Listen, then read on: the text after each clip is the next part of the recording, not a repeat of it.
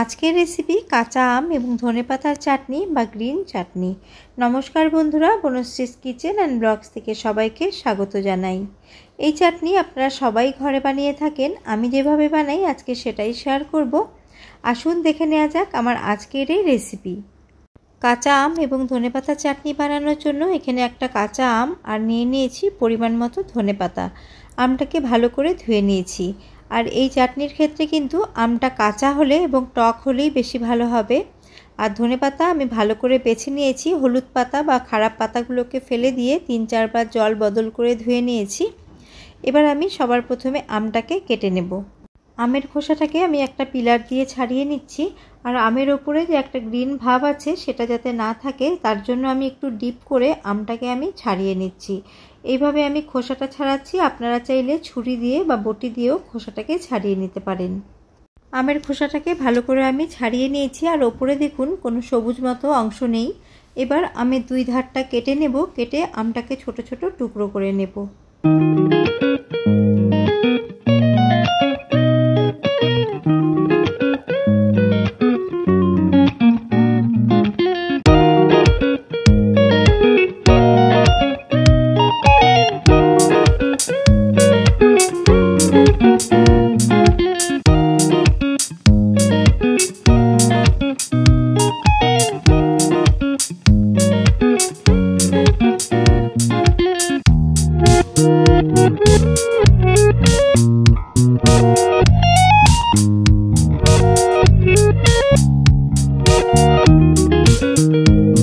আমগুলোকে ছোট ছোট টুকরো করে কেটে নিয়েছি। আর আটির মধ্যে যে আম ছিল সেগুলোকেও আমি ছুরি দিয়ে ভালো করে ছাড়িয়ে নিয়েছি আর আটিটা ফেলে দেব। এবার আমগুলোকে সাইডে রেখে আমি এখন ধনেপাতাগুলোকেও কেটে নেব। ধনেপাতাগুলোকে আমি রাফলি চপ করে নেব। আর যদি খুব বেশি ধনেপাতার ডাঁটগুলো বেশি মোটা থাকে সেই ক্ষেত্রে সেই মোটা ডাঁটগুলোকে ফেলে দেব।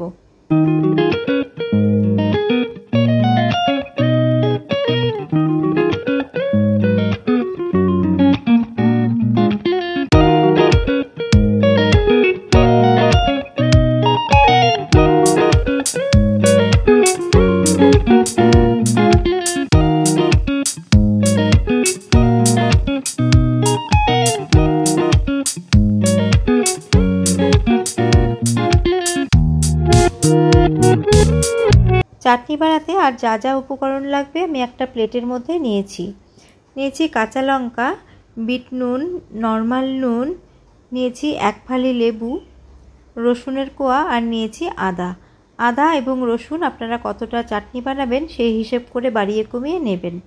একটা বড় মিক্সার গ্রাইন্ডারের জার নিয়ে নিয়েছি। এবার এর মধ্যে আমি সবার প্রথমে আমের টুকরোগুলোকে দিয়ে দেব।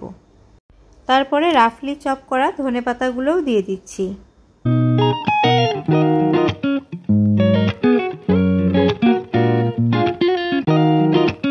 এবার একই সাথে সব উপকরণ আমি এর মধ্যে দিয়ে দেব। সবার প্রথমে আমি দিয়ে দিচ্ছি আদা 1/2 ইঞ্চি আদাকে আমি একটু স্লাইস করে পাতলা করে কেটে নিয়েছি, এতে গ্রাইন্ড করতে সুবিধা হবে। আর দিয়ে দিচ্ছি এখানে রসুনের কোয়া, 5 কোয়া রসুন এর মধ্যে দিয়ে দিলাম। এবার এর মধ্যে দিয়ে দিচ্ছি কাঁচা লঙ্কা আপনারা আপনাদের স্বাদ অনুসারে বাড়িয়ে কমিয়ে দেবেন। আমি 4টাই দিয়ে দিলাম। আর চাটনি কিন্তু একটু ঝালঝালই ভালো লাগে। 1/2 চামচের কম দিয়ে দিলাম বিট নুন, 1/2 চামচের কম দিয়ে দিচ্ছি আমি নর্মাল লবণ, দিয়ে দিচ্ছি বড় 1 ফালি লেবুর রস। এখানে আমি গন্ধরাজ লেবুর ব্যবহার করেছি, আপনারা চাইলে পাতি লেবু বা যে কোনো লেবুর রসই দিতে পারেন। লেবুর রস দিলে চাটনিটা অনেক দিন পর্যন্ত ভালো থাকবে। আর দিয়ে দিচ্ছি এখানে আইস কিউব, এখানে 4টে আইস কিউব দিলাম। এই আইস কিউব দিলে কিন্তু চাটনির কালারটা খুব সুন্দর থাকবে। খুব সামান্য 1 থেকে 1.5 টেবিল চামচ মতো জল দিয়ে দিলাম যাতে খুব ভালো করে এটাকে ব্লেন্ড করা যায়। এখন একদম মিহি করে ব্লেন্ড করে আমি ফিরে আসছি। আমার গ্রিন চাটনি একদম রেডি হয়ে গেছে, আমি একদম মিহি করে ব্লেন্ড করে নিয়েছি। আর আমি টেস্ট করেছিলাম, একটু নুন কম মনে হচ্ছিল, তার জন্য আমি এর মধ্যে আরেকটুখানি বিট নুন অ্যাড করে তারপরে আবারও আমি ব্লেন্ড করে নিয়েছি। এবার একটা বোলের মধ্যে ঢেলে নিচ্ছি। এই চাটনিতে আমি চিনির ব্যবহার করিনি। আর আপনারা যদি একটু মিষ্টি মিষ্টি গ্রিন চাটনি ভালোবাসেন সেই ক্ষেত্রে আপনারা এর মধ্যে পরিমাণ মতো চিনি দিয়ে তারপরে ব্লেন্ড করে নেবেন। এই চাটনি চাট, দই বড়া, পকোড়া সব কিছুর সাথেই দারুণ লাগে। তাছাড়া আপনারা রুটি পরোটার সাথেও কিন্তু খেতে পারেন। এইভাবে চাটনি বানিয়ে আপনারা নর্মাল ফ্রিজে 10 থেকে 12 দিন মতো স্টোর করে রাখতে পারেন আর প্রয়োজন মতো বের করে খেতে পারেন। এখানে অনেকটা পরিমাণ চাটনি আমি তৈরি করেছি। এতটা পরিমাণ চাটনি তো একবারে খাওয়া যাবে না, তার জন্য আমি একটা কাচের কন্টেনারে ভরে এটাকে ফ্রিজের মধ্যে স্টোর করে রাখবো আর যখন প্রয়োজন তখন বের করে খাবো। রেসিপিটি কেমন লাগলো আমাকে কমেন্ট করে জানাবেন। আর বাজারে কাঁচা আম থাকতে থাকতে আপনারাও একবার এইভাবে বাড়িতে ট্রাই করে দেখতে পারেন।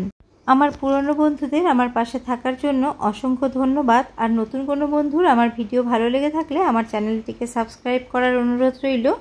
আবারও হাজির হয়ে যাব অন্য কোনো রেসিপি নিয়ে বা ব্লগস নিয়ে। আজ এই পর্যন্তই, নমস্কার।